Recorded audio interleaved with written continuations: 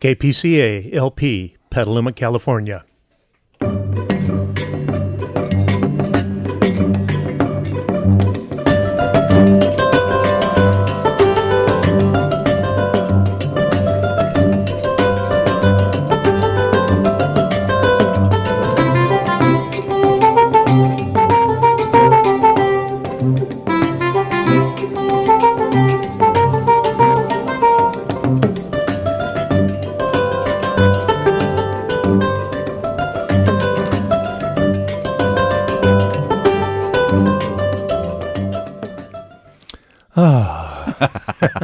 Man, that was certainly soothing after that wild jazz. Yeah, Matt. no kidding. Woo. Greetings, listeners. Hello, everybody out there in Radio Land. It's two Mooks and a mic. That's Matt McGuire over there. That's right. And that's Jim Thomas over there. We're your co-hosts. Yeah, co-host. It must be Friday, Matt. Otherwise, why else would we be here? Exactly. Here we are with another, mostly an hour of doom, gloom, and some good news, too. Yeah, some good news things, and maybe we'll get you to laugh once in a while. That's right. All right. Laugh at us, not with us. Yeah, that's right, please.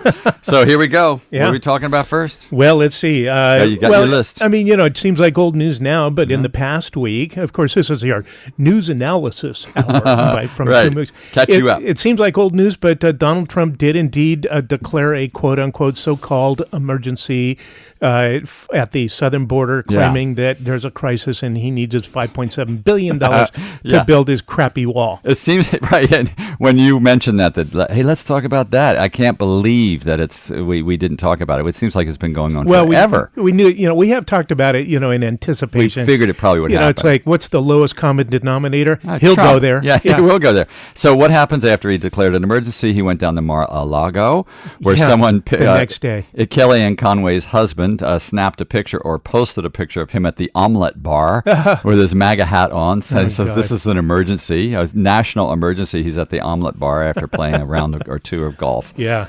Which you just don't want to see pictures of that. That's just really frightening. No, you don't. But the fact that he's not really treating it like an emergency at all is pretty. Well, and in fact, so immediately, there's like a dozen lawsuits have been filed against it. And 13 states, I think, right? Yeah, well, and the Democrats are pursuing, as of today, they're I believe going to have a bill that they'll be voting on to say that this is no emergency. Maybe right now, as we speak. As we speak. And that he's violating the terms of the Constitution by trying to hijack the power of the purse. But, right? but Matt, I think the operative word there is the Democrats, because are the Republicans doing anything about this? No. Hell no. No. Now, polling shows that his so-called emergency is opposed by 61% of the populace. It's supported by 36%.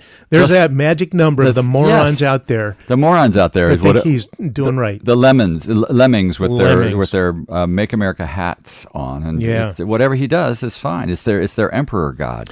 At 58, it's funny. It's 61% are opposed, and 58% don't believe there's a national emergency. And 60% want it challenged in court. Well, those folks are going to get their wish. Yeah, thanks for voting Democratic if you did out there, boys and girls. Exactly.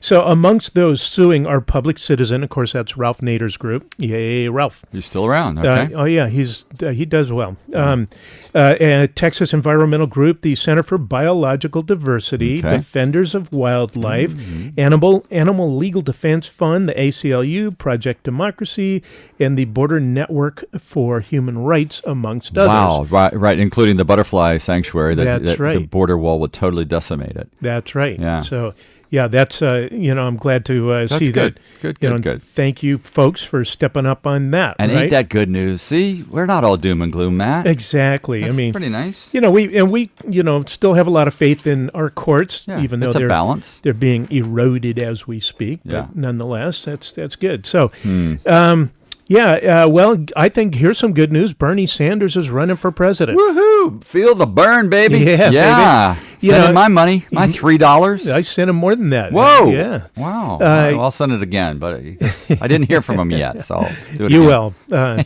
will. So within 24 hours, he raised $6 million from small donors. That's astounding. Yeah. That's just astounding. And I was seeing, you read comments on blogs and news items and things, and people were saying, old white guy, not going to happen. Old white guy, and it's like, well, that's a legitimate point that needs to be considered. considered. It's ageist, Matt. Well, it could be seen as that, but really, for my money, it's if you are going to vote for somebody for president, who's got the demonstrable track record? Well, he's already proven it by the running before. He didn't win, as everybody knows. Otherwise, he would be president now. But his ideas are getting stronger and stronger, and more people are hearing about it and saying this is the way. Maybe he can lead us out of the wilderness. In fact, 3 years ago, he was saying who's ready to join a political revolution, and in those 3 years, everything he's been talking about is way more mainstream now. Isn't that interesting? Right? So he is a visionary in many ways. Yeah. And his group is called Our Revolution, I think, isn't it? Yeah. Well, that's one of the groups that supports him anyway. Yeah, right. Okay. But yeah, so, single payer health care, free higher education, check. Climate protection. Check. Maternity leave. Paid maternity leave. On down the line. Yeah, that's good. I mean, and what's not to like? Exactly. Now, he is 77. So he's old, yeah, but he's a pretty aged. vital 77. Vital and vibrant. And me, as a 66-year-old guy, let me tell you, 77 is not nearly as old as it used to be. Matt, I didn't know you were 66. You're like spry. Well, you're going to be 66, and you're even sprightly. Oh, man, to two old white guys bringing you Mooks and a mic. Rooting for the older white guy. No, but seriously, he's been dinged for not having a totally cogent foreign policy. But, remember, when he was, I think, on the, was he on the Vermont City Council? No. Well, he was the governor of Vermont. Or the mayor, and Mayor of Burlington. I think when he was the mayor of Burlington, he actually went to Cuba and Nicaragua and El Salvador when Reagan was president, and down there supporting the Contras in destroying their, their societies, and imposing fascism and death squads and all that.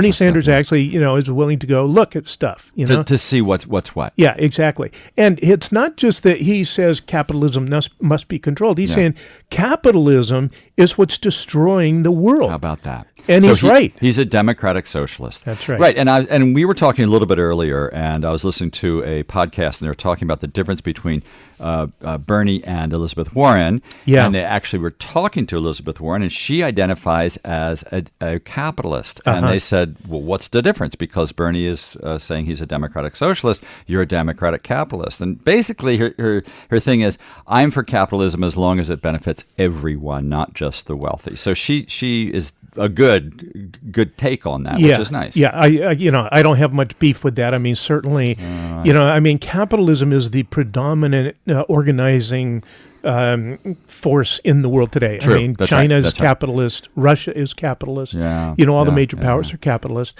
Yeah. And capitalism obviously needs to be constrained and controlled and regulated. And Elizabeth Warren has been a champion of she's been that. Fabulous with that. Yeah, even though a friend of mine says that she's shrill. Which we talked about that last week. I know. Let's not bring that up again. I'll take a shrill Elizabeth any day of the week rather than a lard-ass Trump. Whoa, lard-ass. We don't want that. Well, you've seen the pictures of him in his golf. Hey, now, okay, let's not disgust everybody. So, Matt, one of the things about socialism that Bernie talked about last time, and I'm sure he'll talk about it again, is the Nordic countries like Scandinavia, Norway, Sweden, who are the socialists, and they make things work. And that's one of the things that Bernie should be able to do and hopes to do. And it seems like this is a movement, thanks to Alexandria Ocasio-Cortez. She's really pushing it to the fore. Absolutely. And making she's the person that everyone loves to hate on the right. Yeah. They're trying to, every they time are so threatened by her. Oh, they are. And every time they criticize her from the coat that she wears or her policies, she claps right back. Good on her. Yeah, exactly. I mean, she's the young blood, the fresh view. But, she's a symbol of that. And she and Bernie are very aligned in their philosophies and their action. Yeah, that's right. And so, I mean, would I like Bernie to be, a black woman? Sure.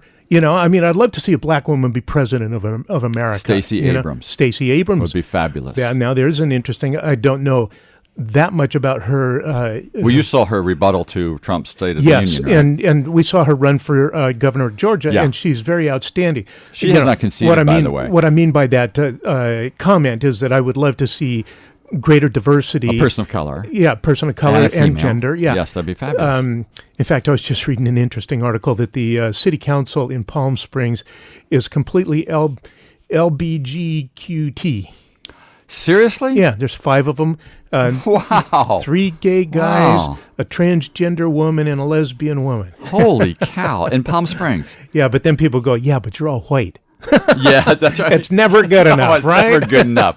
Right. Anyway, but yes, It's step by step, right? That's It's right. got to be step by step. progress does not happen overnight. You and I will be obsolete, even more so than we are in our other side of 60. That's right. Dang. But the more diversity, better, right? But Yeah, that's right. I want to see a champion, and Bernie Sanders has been the champion. Thank you, Matt. And he has not nicely let put. the right wing cow him. He has just Right. kept chipping away, and now everything he has proposed in his political revolution is far more mainstream. And mainstream, that's and people astounding. like to say that, he's a radical extremist, and it's like, guess what? Americans don't think so. No, they don't. Americans That's right. like what he says, and Americans want what he's offering, Okay. and they don't want what the right wing is you. cramming down our throats. Right, and we will be talking a little bit more about the Green New Deal, which I Yes. think is an incredible thing. It's going to be Yes. difficult to get people to jump on board, but once it's explained to them, they go, well, of course. Yeah. Of course we want to have And that. you're seeing even capitalist standard bearers like The Economist magazine writing articles about there's much here to commend it. That's right. And it is possible. It's not just pie in the sky. Yeah, Well, absolutely. FDR, when he first did the New Deal, he was fighting tooth and nail. And, Oh, yeah. and he had a whole thing about how people hated him. And he said, I know these people hate me. Bring it on, basically, is what he said. Yeah, Which exactly. is good. He was strong, and he had a courage of his convictions, and he pushed it through, and boy, it worked. Yeah, now it's and right wingers and Republicans and capitalist barons have been fighting every step of the way ever since that. that's Social right, that's Security, 40-hour work week. They would be happy to have everybody just be slaves. And Child labor. Right now, the way the stratification of the economy is, a lot of people are basically no better off than slaves. No, and and you're paid, what's it called, piecework, that you're paid, not Yep. piecework, but it's paid by the hour, and people can't make a living. They often have to have several jobs. I read about teachers who have to have several jobs outside of the teaching profession, and I know from personal experience, being a teacher, it's a full-time job, almost 7 days a week. Yeah, it's crazy. I mean, that's why the Oakland school district Yes. teachers are striking today. That's right, that's right. There And we go. L.A. city schools and And the ones in Kentucky, et cetera, et cetera. teachers are underpaid and underappreciated. Yeah, throw a stone, you'll hit a teacher who's like underpaid and underappreciated. Except from my point I of don't view. like that image of throwing stones at teachers. All That's right, don't just do not that. right. That's a bad analogy. How about a Nerf ball? A Nerf ball? There we go. Don't throw a spitball, you'll get detention. Throw them a softball. There we go. But So, not at the hit. of course, no week passes without Trump, just trying to destroy the earth. And Oh, yeah, what now? Well, so his EPA issued quote unquote emergency approvals to allow farmers to spray 16 million acres with a insecticide called sulfoxaflor, and it's deadly to bees. Okay. And they get these and this happens over and over again. Yeah. They get these emergency approvals to spray this, and mostly on cotton and sorghum. So again, it's for the crops to make sure for the people who own these crops to get as much money as possible. Yeah, I mean it's like agribiz. Their bottom line is driving this, and to hell with the bees. And of course, if the bees go, well, pretty much we'll be not. That's right. Where the bees following go, not long after. there go we. That's right. Yeah, and so. The emergency is supposed to be allowed only if the poison wouldn't get okay through the normal review process, and this one wouldn't. So it's going to be pushed through. Yeah, and so the it's just compounded stupidity that just leaves me almost speechless. Yeah, I mean, that's something. I'm not speechless. Yeah, I mean, bees are so crucial to our survival. Yeah. And it's like 16 million acres going to get sprayed, and where does that leave you? I know. Right? And Matt, this is the whole thing. They were talking about the bees having colony collapse, and it was a parasite, and that was one thing. And they figured out a way perhaps to help the bees, but also pesticides is another way that absolutely wipes out whole colonies of these little critters. Yeah. So I mean, and this is not all procedural happiness. because the EPA is issuing these approvals year after year without measuring the risk to the human health or the environment. And this particular, let's see, what do I have here? This is still about the bees. Yeah. So the Ninth Circuit Court originally banned they said the EPA had approved it, and the Ninth Circuit Court said, no, you didn't do your job right. This stuff is poisonous, so you can't do it. You can't approve it. Good. So then they just use this, emergency process to circumvent. To push it through. So emergencies that you don't need to have like environmental protection. Yeah. Sounds like our Safeway gas stations almost. Yeah.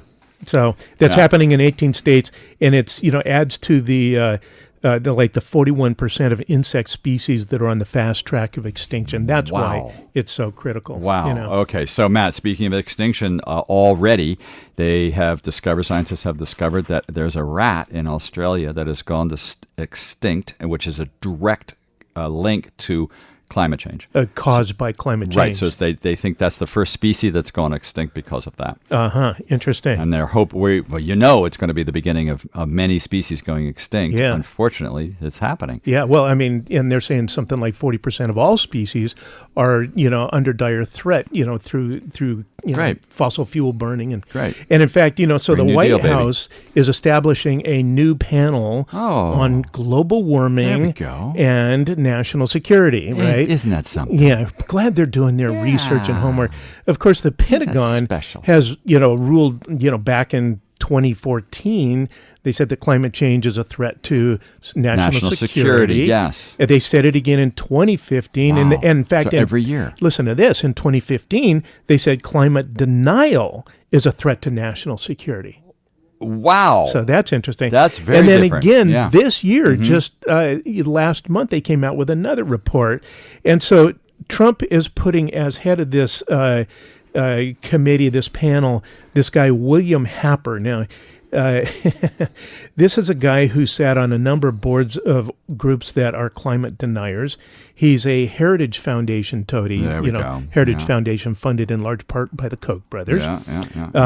He says he's got no climate expertise, and he says that it was good that Trump pulled out of the Paris Accord. And why is that? Well, because he says that more CO2 will benefit the world. Oh, okay. A little bit of pollution will do you good. Yeah, he says that the only way to limit CO2 would be to stop using fossil fuels, which I think would be a profoundly immoral and irrational policy. Unbelievable. Now, this guy, the thing that's so creepy is the guy is a Princeton physicist.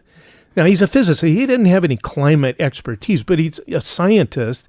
And, so it's like... Scientist in name only. Yeah, it's like, okay, so you get your nose amongst the quarks, but, what about the acid totally rain? Outside of his field. Yeah. But he's a scientist, so I guess that's all right. They're all the same, right? So, check that. He says this, Jim. He says he wants to, quote, push back against climate extremism, end quote, as a quote unquote labor of love. What? Yeah. Labor of love. Yes, the kiss of death. That's what it is.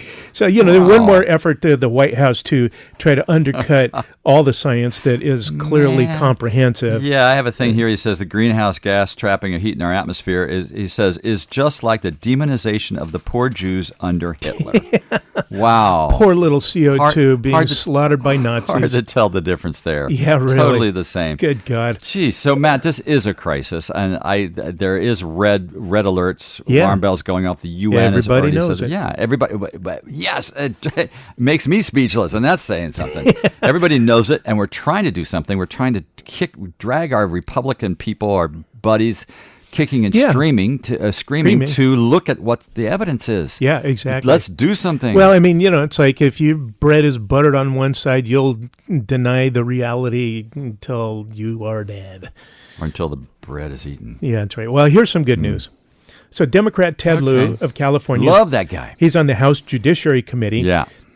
And Catherine Rice, who's on the Homeland Security Committee, have launched an investigation into the National Rifle Association's 2015 trip to Moscow, which trip was set up by the alleged spy Marina Butina. Now, remember, Marina is the gal that brought $50 million to the NRA, of which they spent $30 million supporting Trump, ungodly amounts. Yes, and when the Mueller people went to grab her, to arrest her, they found her apartment had been cleaned out. She had her bags packed, and she was heading to the airport, and they grabbed her before she got away. Yeah. And so Ted Lieu and Catherine Rice want to know if the NRA acted as a conduit for Russian money in the 2016 election. Yeah. you remember, so like I say, they spent a record $50 million, with $30 million going to Trump. So they are saying they want the NRA to give them their records.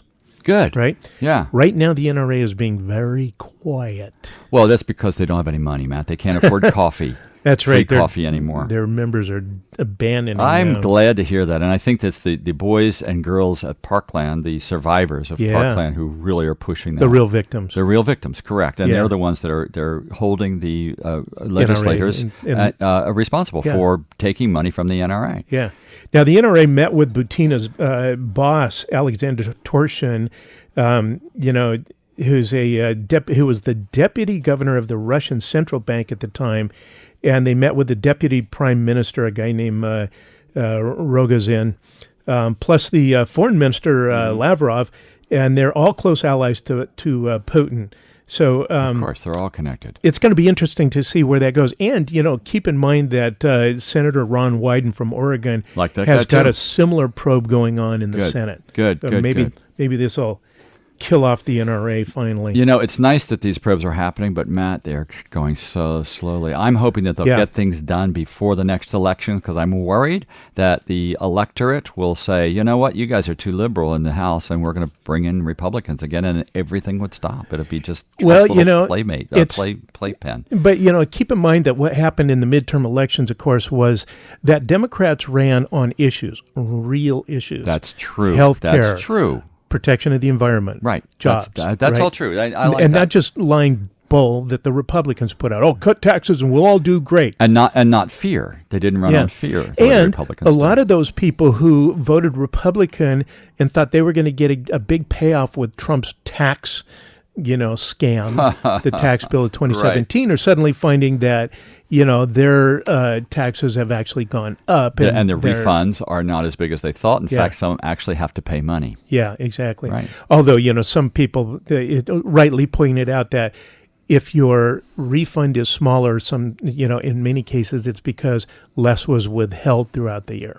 So, But then people that vote Republican maybe aren't smart enough to figure that out. So, that needs to be pointed out. It's always the fine balance. Do you like to get the refund check that's large and you go, Yahoo, Christmas in April? Or do you want to say, I don't want the government to have that money, and you try to make it so that you don't get any refund or just a little bit? Exactly. Yeah. I tend to fall in the latter camp. But then, I try to. And what is it, the figure that something like 30 or 40% of the people in the country could not withstand a $400 emergency.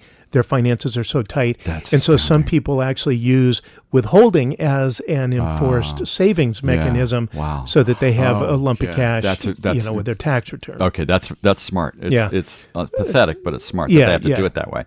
And also like the government workers during the shutdown, it was almost impossible, and for some it was impossible to live two paychecks. That's right. Without getting two paychecks. Yeah. So paycheck to paycheck they're not quite there, but it's every other paycheck. Tight enough. So, too tight. Yeah.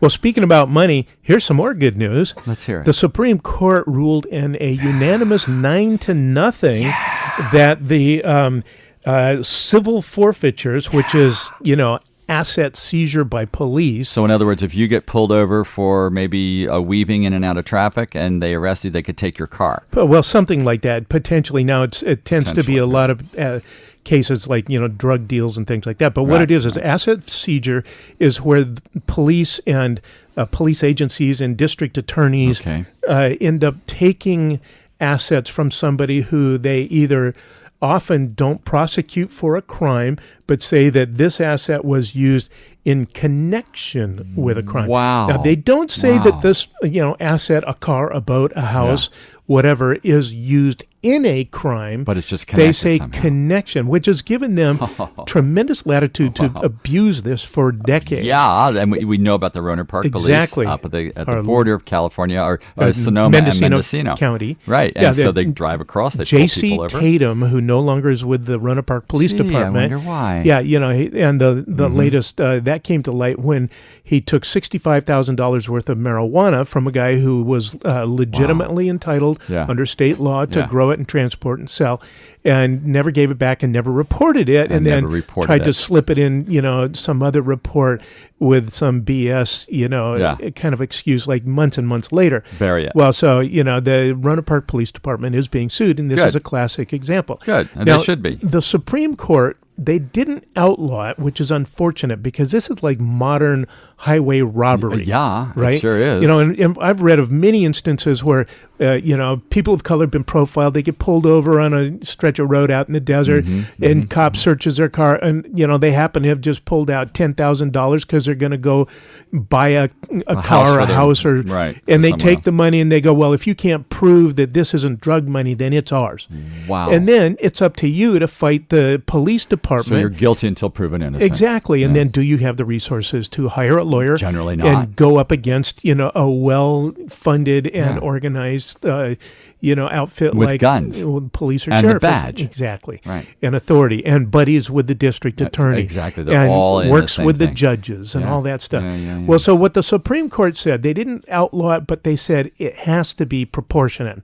And this came up because a guy who did a minor drug deal had his $44,000 Range Rover taken, which he just bought through an inheritance. And then he went to court, Right. and the court said you can't do that because even under the worst situation for this guy's crime might have been a $10,000 penalty, and so they this ruled is against the police. Yeah, 4.5 times that. Yeah. And so if you're going to be doing asset seizure, it can't just be willy-nilly. It's going to have to have some kind of nexus as to, proportionality. So that's a huge thing. Again, a step in the right direction. And the Supreme Court voted 9-0, correct? 9-0, yeah. And because, they've taken cash from travelers, and the money it gets split typically between a police department and a district attorney and various task forces. That's a good thing. A good change. That. Yeah. The U.S. Constitution's 8th Amendment bars excessive fines. So there you go. And speaking of assets, Matt, there's a guy named David Osman of Saskatchewan. Yeah, that guy. After officials denied his request, it's a bad week for him, for vanity plates bearing his surname. Osman says his dramatic name is pronounced Osman. And you better spell it for our listeners. Officials said that's not something that would be apparent to other motorists.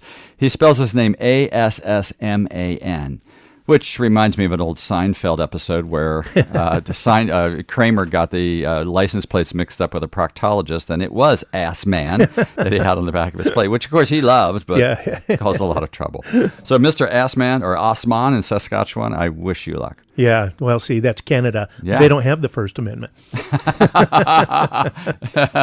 Yeah, that's right. Hey, here's been one. This has been really fun to watch. So in North Carolina's 9th Congressional District, this guy, Mark Harris, the Republican, won by like 900 some odd votes. Right. But he hired some scumbag, a crooked political consultant who had been known in 2016 to pull some dirty scams with absentee ballots. He would go out and his buddies, make a few bucks real quick, hire on as consultants, and they would go out and help people apply for absentee ballots, and then, which is completely legal. But then when the election came around, they would call him back. Oh, do you need help filling that out? Oh, here, we'll put it in for you. That's completely illegal. We'll take it for you. And they said that they actually went to his house and they had, or the witnesses said that they had absentee ballots on his kitchen table. Stacked up. Yeah, stacked up. And so the Harris, the Republican, who won by some 900 votes, won like 80% of the absentee ballots in this one district where the Republican registration is at 16%.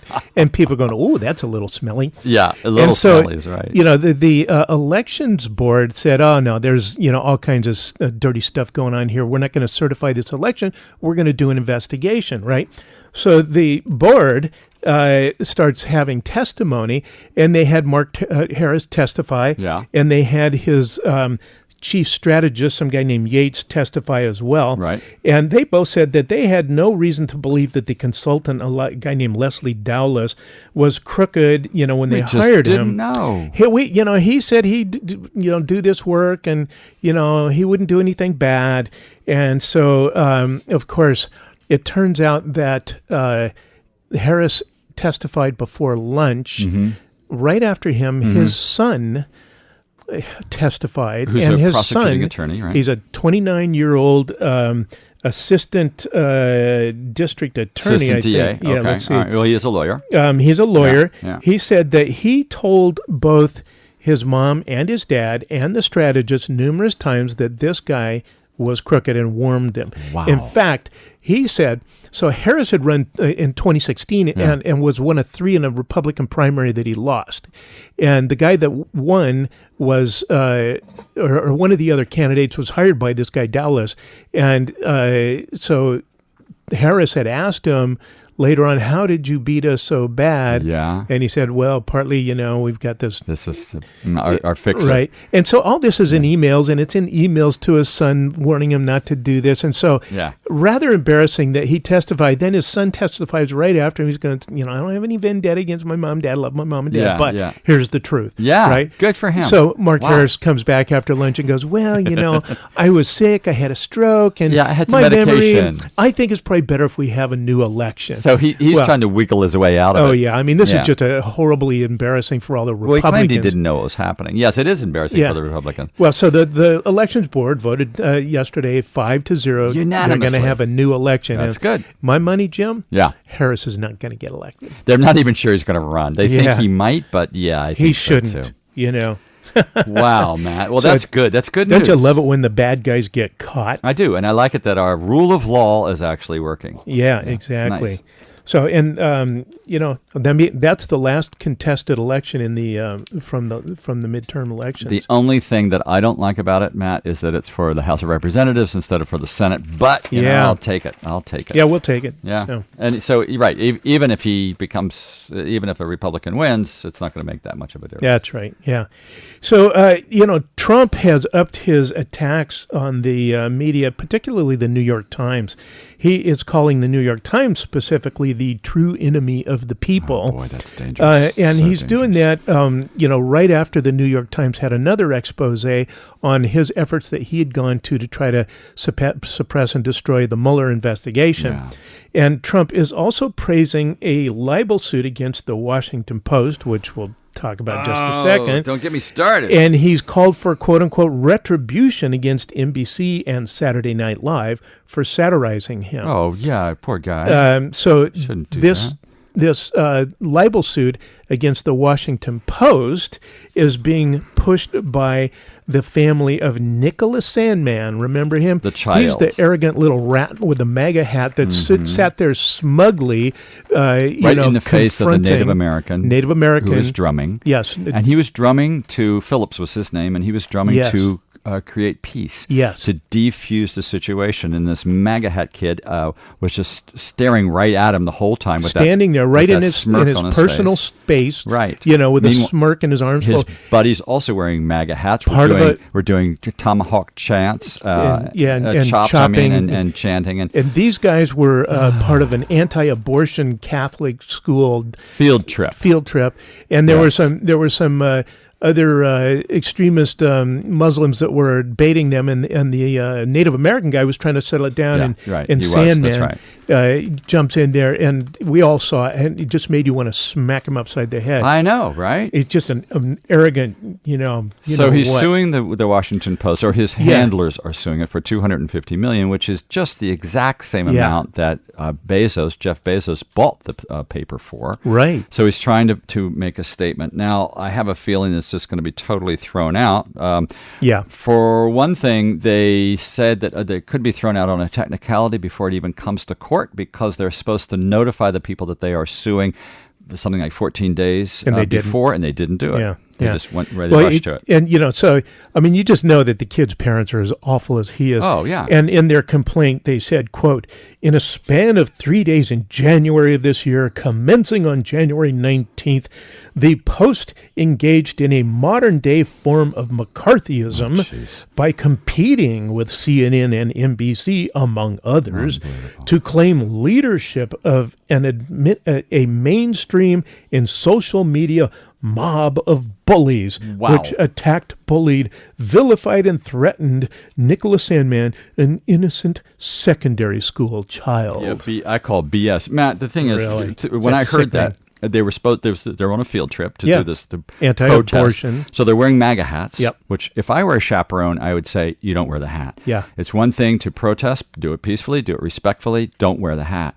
Also, when this whole event happened that we're talking about, where were the chaperones? You're Why right. weren't the chaperones there? And at first, the priests who are in charge of the Catholic school issued an apology, but then on further review, they said, oh, well, we made a mistake. We saw more footage, and they weren't at fault. Right. I think this the kid is going to live with this forever. I think Well, it's going to haunt him I hope forever. it hangs around his neck like a big stinky albatross because, I mean, more that than was that, yeah. disgusting behavior. You could see it if you watched the video. I mean, there was no question, right? Exactly right. And I don't know about you, Matt. You probably didn't do this, but when I was that age, I was a total jerk. Oh, yeah, I wouldn't have was done something like provocative, that. but, I wore a peace symbol on the top of my mortarboard and handed the vice principal a big bouquet of red carnations when I went to my graduation, Yeah. The guy threw him down, and it was like, What? the whole crowd booed him. So I was provocative, yeah, but I mean, That's pretty funny. that was for a good cause, peace, right? Yeah, that's right. But so Trump is engaging in this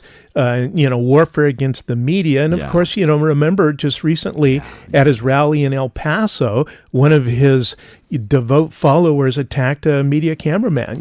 Yes, it was a BBC cameraman. He was pushed from behind. Yeah. And the person who helped him up was another reporter. More media people. That's were correct. There were no security at yeah. all, or if they were, they just didn't do anything. And then on the heels of that, we find out that there's this Coast Guard lieutenant, who was just arrested in a terrorist plot to kill a long list of prominent journalists. Christopher Paul Hassan. Yeah, and this guy, H-A-S-S-O-N. on his list, he had Democratic politicians, professors, judges, quote-unquote leftists in general. He said he planned to kill civilians on a scale rarely seen in this country. It included CNN and MSNBC news hosts, Nancy Pelosi, Alexandria Ocasio-Cortez, Maxine Waters, and the Democratic senators running for president, etc. These are all targets of Trump's. Thank you. Yes. The right-wing boogeyman and the vocal critics of President Trump. And in his writings, this Hassan railed against liberalist, globalist ideology and the threat of a conspiracy of people out to destroy me and mine. He adopted what the writer John Swain described as the idiom of pro-Trump online far-right. And he also got a lot of his stuff from Anders Breivik, the far-right terrorist who murdered dozens of Norwegian citizens in 2011. Yeah, that's right. When agents raided his home, they found 15 firearms, including assault rifles and over 1,000 rounds of ammunition. Yeah. Wow. So, Matt, has there been any word from the White House about this white terrorist? Not a peep. Not a peep at all. From the Justice Department? Nothing. No. You hear crickets. And they're making a comparison between the actor, Jussie Smollett. I'm not saying it, maybe it's Juicy Smollett, who, he paid two brothers from Nigeria, I think. Nigerian brothers to attack him. He paid them with a check, which is kind of stupid. And as somebody pointed out, and he's claiming it was an anti-Trump thing. He had a noose around his neck, and they supposedly poured bleach on him, which didn't happen. Yeah, it wasn't bleach. Originally it was. Reported that way. People say, well, wait a minute. If you're doing an anti-Trump thing, one, don't hire people with darker skin than you. And also, don't pay with a check. Yeah. But the reason why that's important is because the news can't get enough of that going on, of what's happening with this poor guy. It's wall-to-wall coverage of his case as in contrast to the underplayed Hassan news that is terribly unflattering to the national press corps. The Hassan news, the guy, the Coast Guard lieutenant. Right, the white terrorist. Right. So they're pushing all that information off the front page while they're giving Juicy Smollett's case front page. Yeah, exactly. So that says something about the state of our country. The mainstream media is culpable of bias and and corruption and capitalistic. And follow the shiniest thing. Yeah, exactly. Yeah. So shame on them for that. Shame on them for that. Yeah, and also this week the EPA, Environmental Protection Agency, the National Highway Traffic Safety Administration, and the California Air Resource Board, CARB had been meeting to try to come up with some compromise on California's more progressive mileage standards for cars, progressive and stricter, which Trump is trying to roll back, and those talks have collapsed. The government agency walked out of the talks and said it's not a two-way street. And I think California has 19 states that follow? Something like that. It's like over 30% of the car, totals in the country. Again, it's the basics of the Green New Deal, right? Yeah. Face the music. Exactly. I mean, wake up, people. Just don't shuffle the chairs on the Titanic. Yeah, exactly. Well, Jim, the Green New Deal is interesting because even like I say, the economist, bulwark of capitalist interest is saying, well, there's some good stuff there, right?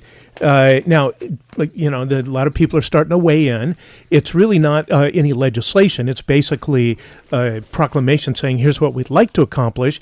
But the fact of the matter is that the Intergovernmental Panel on Climate Change says we need to stop this carbon pollution in 12 years. Otherwise, if we keep going the way we are, bye-bye. It's like very shortly after, we're going to be facing such catastrophic disasters worldwide that it's going to transform life as we know it. Now, if you've got everything you know and love on the line, you'd think that people would be like going, oh, we need to pay attention to this. But then you get guys like, this guy Happer, who's going to deny that climate change is a threat to national security. And you get Trump and all his oil-sucking vampires just ignoring this as long as they can. And you've got a fight on your hands because here's the context. I mean, so the science is saying we're rapidly running out of time. Yes, things are catastrophic now. That was from the New UN report, too. Exactly. And then the National Climate Survey, which was done by the U.S. government, government agencies, and most comprehensive study, done so far. And you've got a battle brewing because the oil companies are still committed to extracting, refining, selling, and burning petroleum products. Their main income. And they are the richest, most powerful corporations in the world. That's right. We know that U.S. foreign policy has long been a handmaiden to that industry, and hand in hand with, of course, the intelligence industry, because the CIA grew up with the oil industry, which had the Bush family at the core. I mean, it's all pretty interwoven.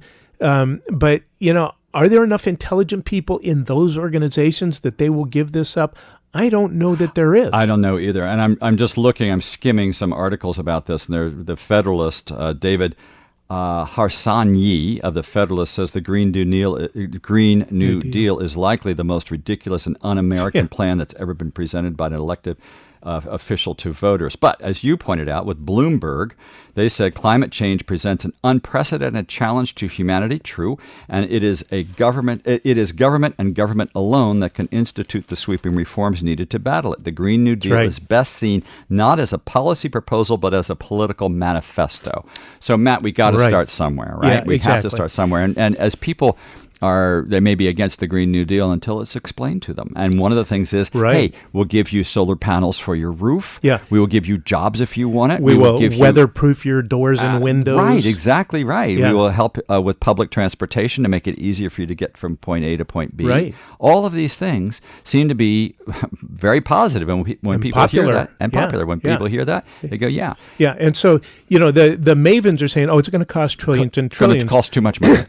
And yet it's going to save trillions and trillions because, every catastrophe that we've seen, Hurricane Katrina, California wildfires cost billions and billions, and that's going to add up to trillions in a hurry, right?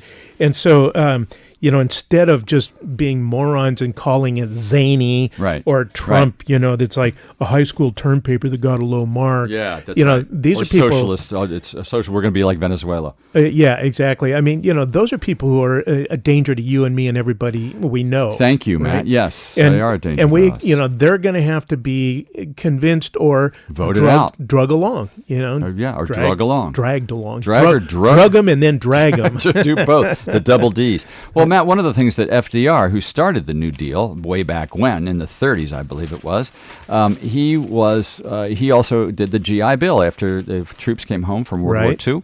They were allowed to get educated on the government's dime. Yeah. And they figured out, analyses said, for every dollar they spent on educating these people, $7 was returned in income taxes and benefit. Well, you're right. They paid into the system $7 worth for the dollar they spent. So incredible investment right there. Yeah. Well, and they talk about the highway system that was built under Eisenhower. And if that were, looked at in today's dollars, there's like hundreds of billions of dollars too. Could be done. Right? Also, they have rural electrification and rural telephony, adding telephones to the rural areas. Yeah.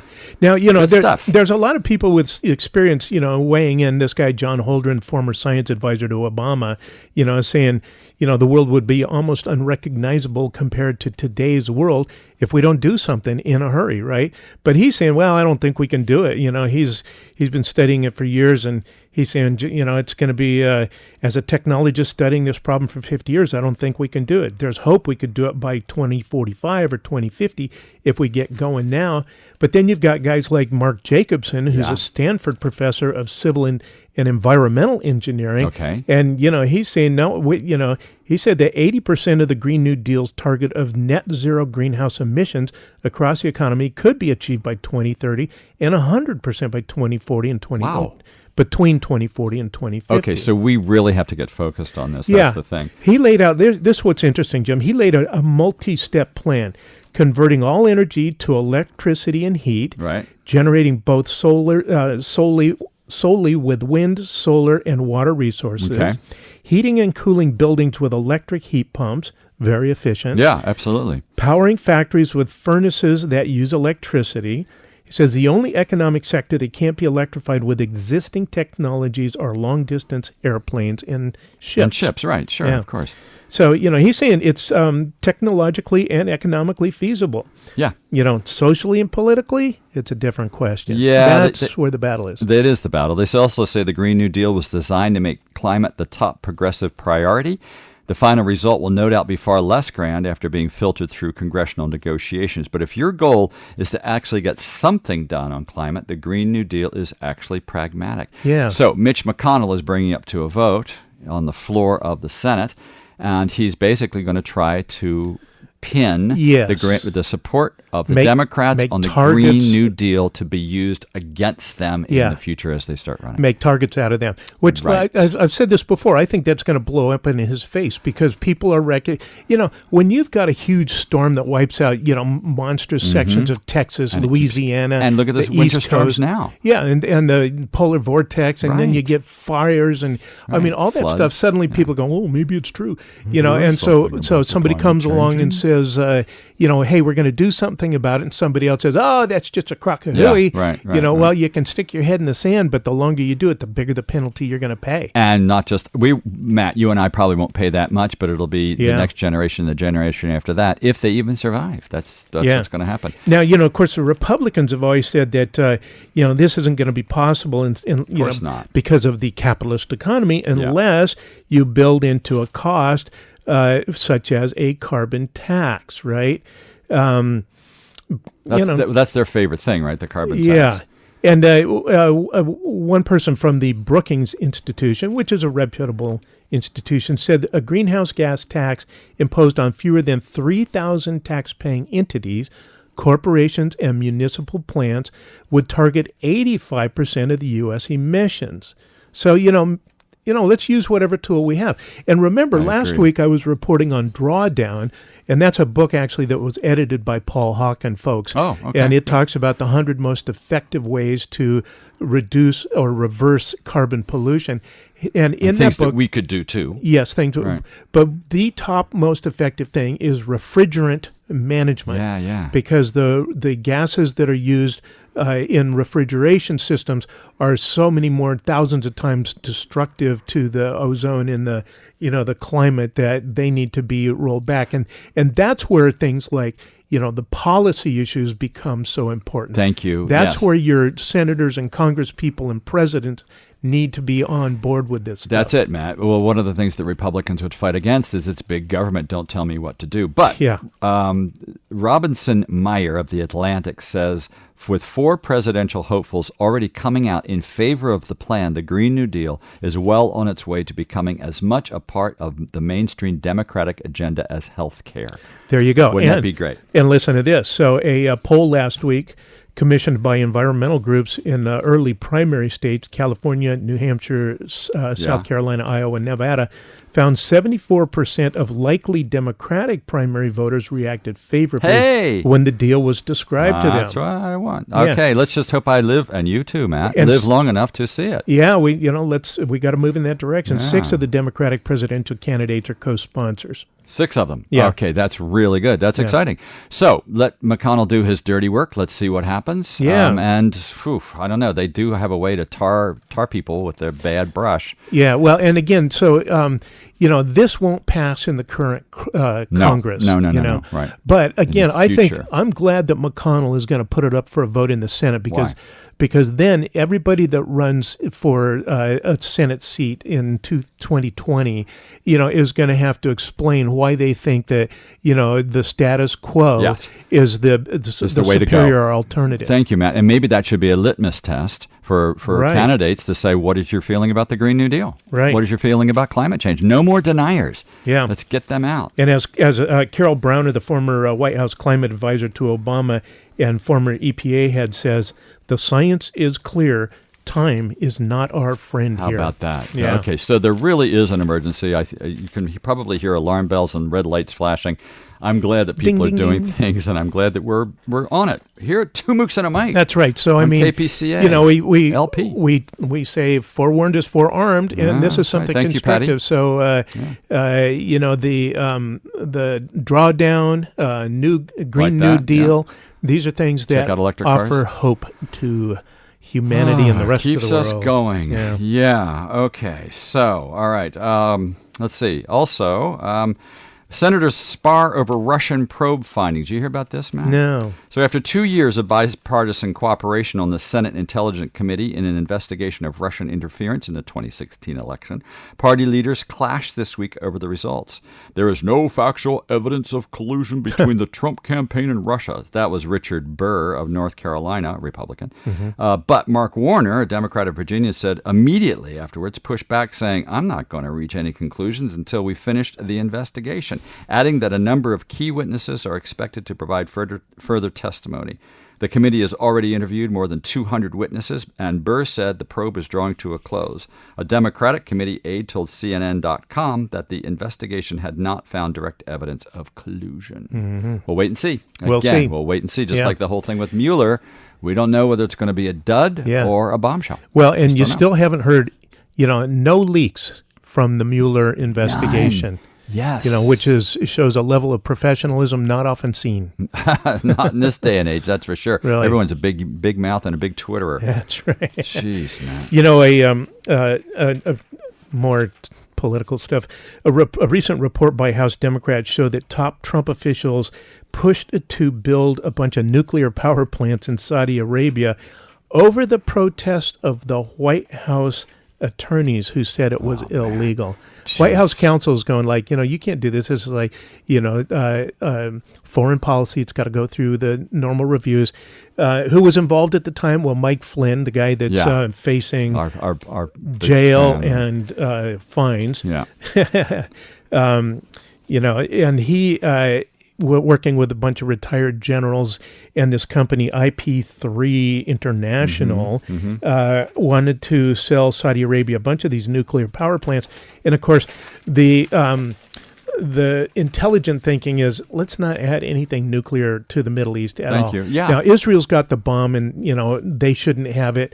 But adding more of that to to that area would give people actually Saudi Arabia? Nuclear weapons technology Exactly. because it's the same material, Yeah, right? Yeah, you just have to manipulate it in a different way. Yeah. Now, when Flynn got fired and H.R. McMaster's came in, he said, no, we're not going to do that anymore.